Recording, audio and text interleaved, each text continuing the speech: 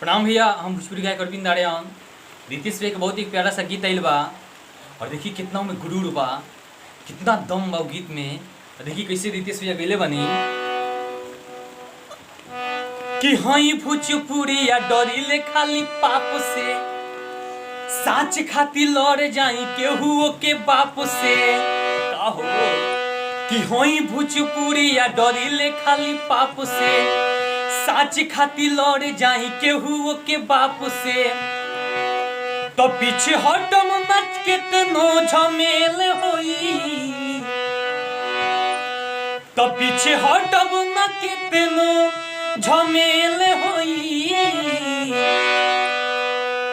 दया जुजेल होई कल बेल होई, परसों से उहे खेल होई। कि आजू जेल होई कल बेल होई, परसों से उहे खेल होई।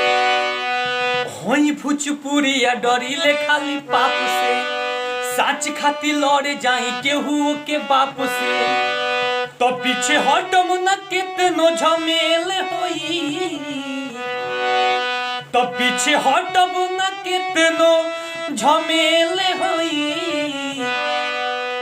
दया जुजेल होई कल बेल होई, परसों से उहे खेल होई।